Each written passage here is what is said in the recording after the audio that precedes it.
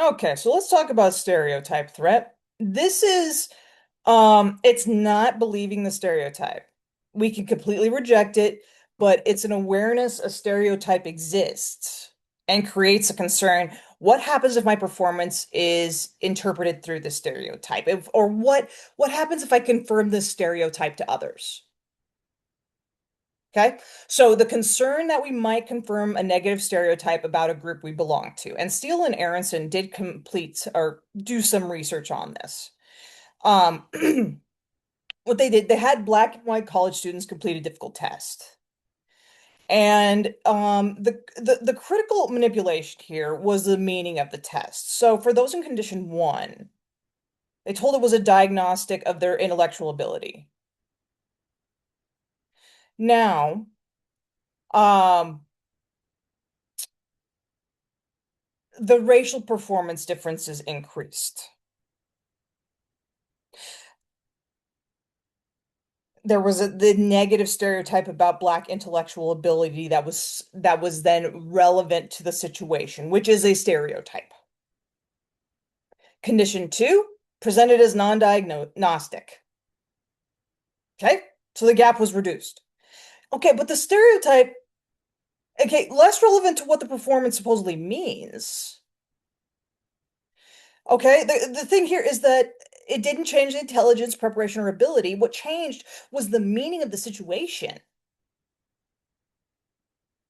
as to what it means for me and my group and how others might perceive this. And so here's the thing is that, and that's what the researchers found, is that when it was described as that diagnostic of intellectual ability, white students performed a lot better than black students. When it was not, that gap was reduced. Theoretically, because of that stereotype threat in regard to race and intellectual ability. Now, okay, let's just do a simple example here, okay? People like you aren't good at math. Whatever you are. Now, you're taking a difficult math test. One student says, "This is hard."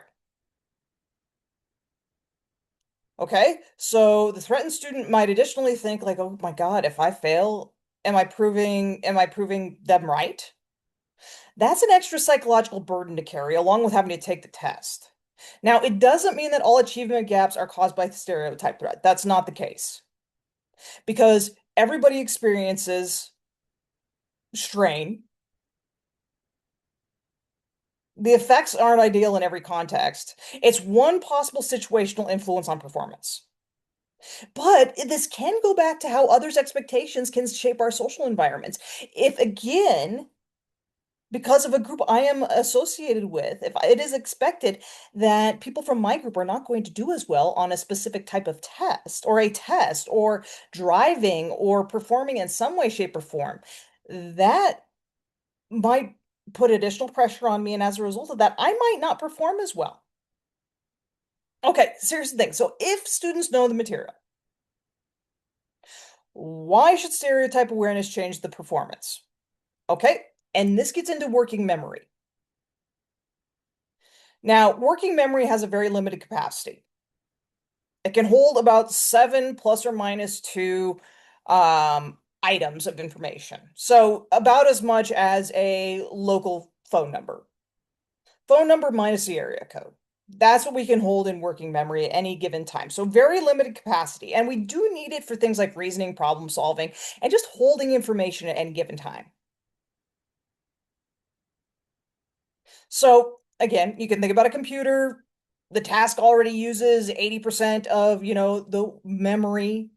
Now there's all these background processes like, okay, don't mess this up. Are they judging me? Don't prove the stereotype right. Stop thinking about this. Again, all of those additional thoughts can take up whatever remaining space there is in working memory. And because of that, the performance can suffer.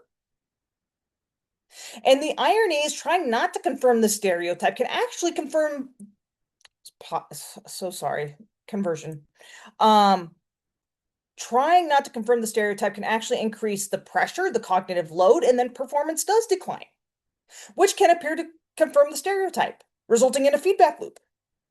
Now, Schmader and Johns conducted research that supports this working memory impairment.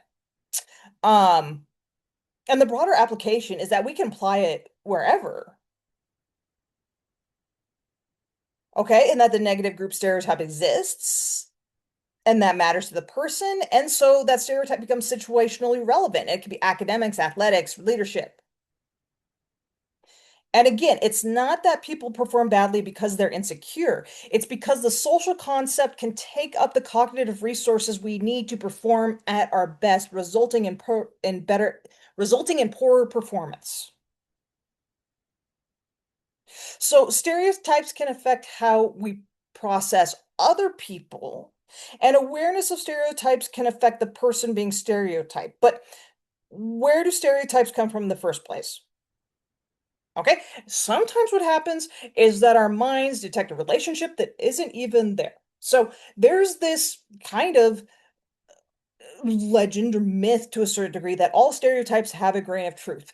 Not necessarily. Sometimes we see patterns that aren't even there. This gets into the illusory correlation theory by Hamilton and Gifford. This is a illusory correlation occurs when we perceive a relationship between two things that is stronger than it actually is. Okay? Example here. All right, I've been wearing this jersey over and over again, and it just happens that I'm winning at whatever sport I'm playing. And so as a result of this, I have to wear it because those two things are connected. This jersey is connected to the fact that I am winning. Okay? That is an illusory correlation. That is probably one probably has nothing to do with the other. The shirt that you're wearing probably has nothing to do with you. The shirt you're wearing has nothing to do with the fact that you are winning. This is like superstition, basically. Okay, so researchers showed participant behaviors, um, participants' behaviors performed by members of Group A and Group B. They read statements describing, okay, a desirable behavior, undesirable behavior. Okay. And so again, performed by Group A, Group B, and Group A, again, they were larger in the majority, Group B, smaller in the minority. Now, the critical thing here is the proportion of positive negative behavior was the same in both groups. So objectively, neither group was more negative. So here's the thing, like, why might bias actually emerge? Now, there's two things that are relatively distinctive. The minority group were encountered less often. With the negative behavior, it was encountered less often. So with the distinctive event and the distinctive group, it could become an especially memorable pairing. Rare things grab our attention. And what happens when rare things grab our attention is the brain later remembers, again, there seemed to be a lot of negative behavior from group B, even though the proportion was identical. So if both groups behaved negatively at the same rate, should people judge them equally? Objectively, yes, they should. But researchers found participants tended to over-associate the minority group with the undesirable behavior. This can contribute to stereotype formation. Now, the stereotype formation, it doesn't necessarily require like deliberate hostility or actual group differences. It can just emerge partly through a biased perception of varying phenomena. Okay, and here's maybe this example will work too. So you have a group that is in the minority in some way, shape, or form, racially, ethnically, religiously, maybe is uh, gender identity, um, sexual preference, um, disability, um, mental health status. Okay, but they're in the minority. They're a rare group, and then there's a rare behavior associated with them. Okay, maybe something like sexual assault of children, cannibalism, serial killing. Why not? Okay, Those are memorable combinations. Think about this. If there's an unusual negative event involving a minority group, that does receive disproportionate attention. And so what happens is people might overestimate and then associate that group and that behavior.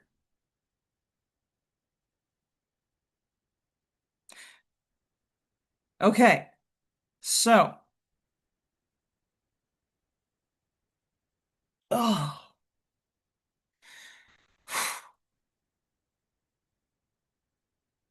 there are a lot of people that get picked up for a variety of crimes every single day. But as soon as somebody from a minority group does, it's all over the news. And unfortunately, that is how stereotypes come up. And all of a sudden, we demonize them.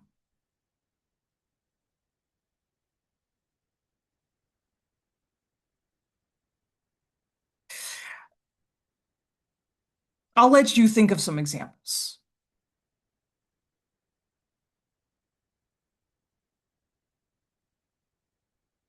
So, memorable examples are also easier to recall.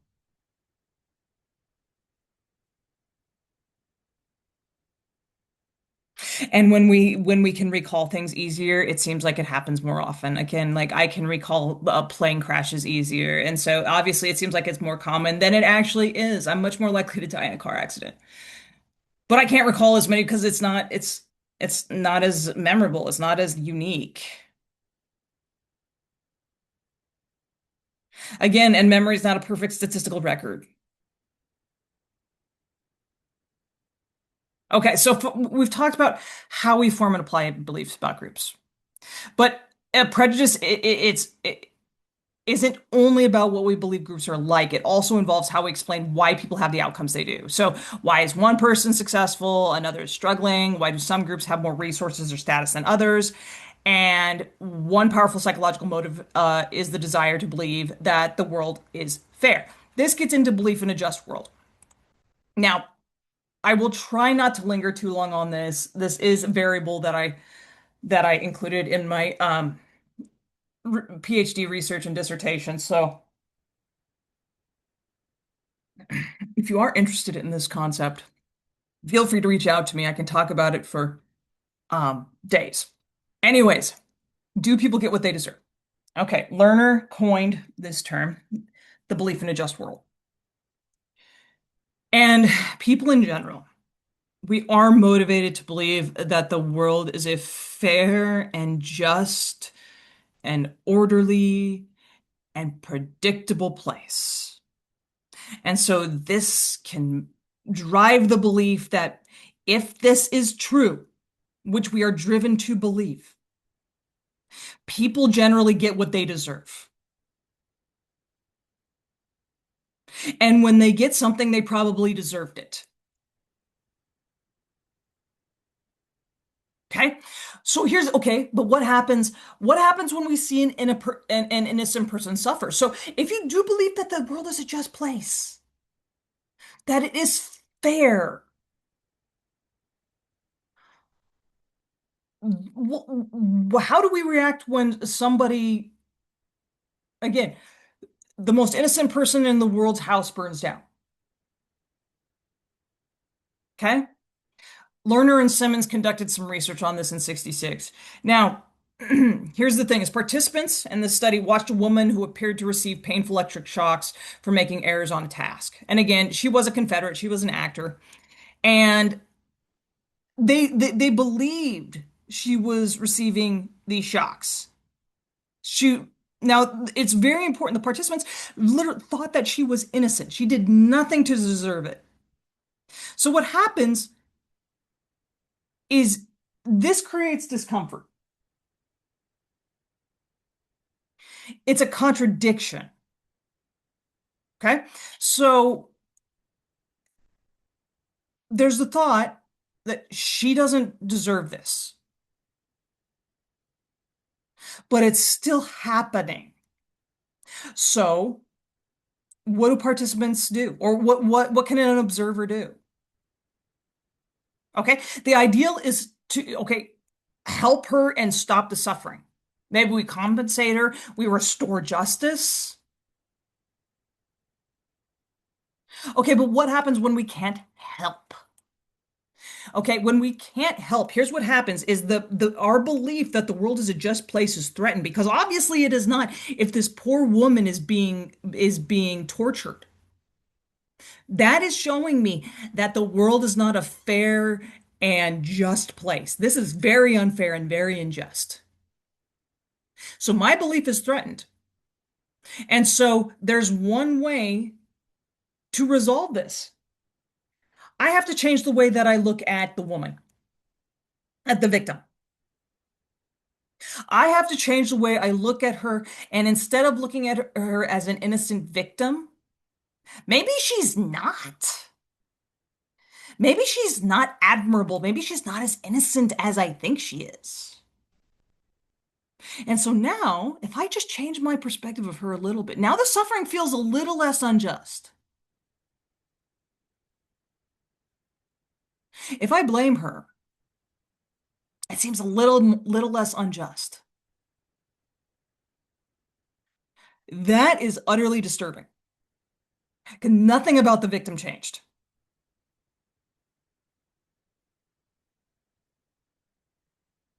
Okay? We normally think a person's behavior a person's behavior results in an outcome. But here, it's opposite. The outcome, her being tortured, resulted in the judgment of the person. This is not inevitable, just so we're clear here. We can respond to injustice with a lot of things, empathy, anger, helping, advocacy, system change. But this is what these researchers found.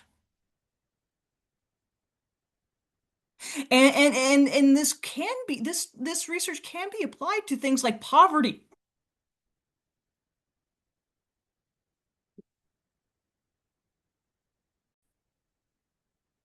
Major apologies for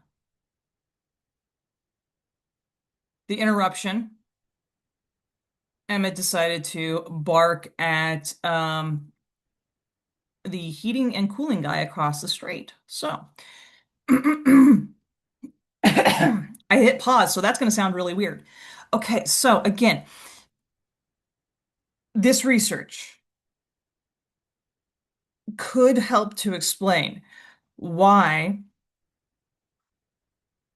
again,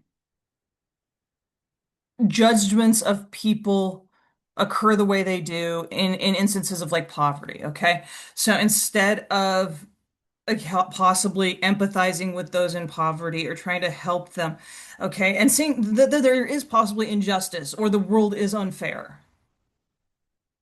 Because again, that interferes with the fact that, okay, we want to believe that the world is a fair and just place. It helps us make sense of the world. It helps us stay positive. It helps us be hopeful. And so when that's threatened, we have to change something. And one thing we can change is that, okay, people in poverty, they must have done something to deserve this. They didn't work as hard.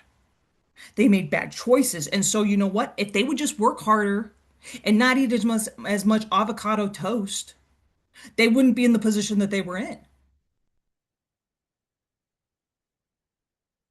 And so it's on them. Same thing with like unemployment. Well, they just need to work harder. Get another job. Get a third job. Okay, Generation Z, get a third job. How about that? Sexual assault. We have done that for a long time. We blame the victim.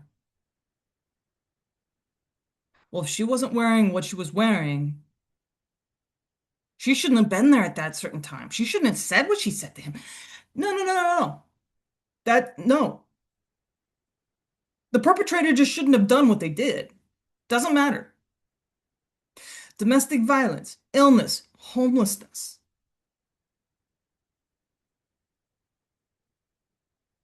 Okay. Now, this is different because it's important to ask why these things happen because every situation is going to be different. But unfortunately, sometimes these are generalized, and this can be, unfortunately, how society responds to these instances, thus resulting in long-term injustices. So when this responsibility is assigned beyond the evidence because deservedness makes the outcome easier to understand. So again, sometimes the questions that people ask about these things can shift the attention from, again, the perpetrator in the situation to the victim being responsible. And again, this gets into hindsight bias, which we have not talked about, because once you know the outcome, once somebody is in poverty or they're homeless or they're unemployed, maybe the warning signs then seem obvious. Like, oh, they should have known. But before the outcome, ambiguity is a lot greater, okay? It doesn't really work like, okay, you should have seen all of the red flags necessarily. It doesn't work like that. So sometimes believing the victim could have prevented the outcome helps us believe that we could prevent the same outcome ourselves as well. So it explains why victim blaming can be psychologically attractive even when it's unfair. Okay, now here's an important complication. If we believe the world is just, if believing the world is just can distort judgment, which it does, research has shown that. My research actually showed that too. Does that mean simply believing the world is unjust is the psychological opposite?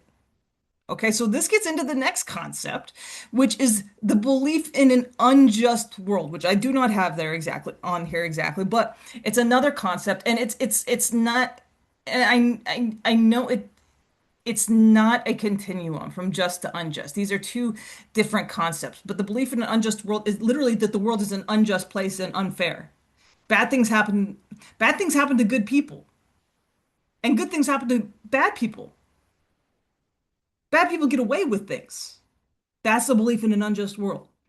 Um, and just so we're clear here, we can hold beliefs that the world is a just place, but also beliefs that the world that is an unjust place. Just so we're clear, we can hold both at the same time. Some people might just have more just world beliefs than others, and some might just have more unjust world beliefs than others. In general, people are predisposed to have just world beliefs. There's usually situational and life experiences that result in more unjust world beliefs, which makes sense. Um, so, in regard to this, okay, let's see here.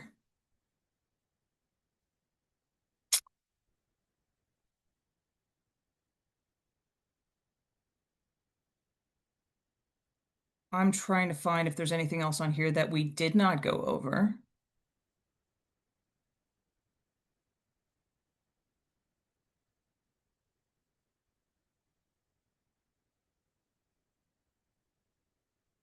Okay. Again, they're not necessarily opposites because they can be held at the same time. We can recognize both of these things in the world, but they do shape how we see others and phenomena. And unfortunately, then how society sees specific people and groups and treats them accordingly. Um, okay, so in regard to this, now I'm actually going to stop right there and break this up just a little bit. We are going to take a break and then we'll come back, maybe with the remainder of this chapter. We will see, but I'll return in a few.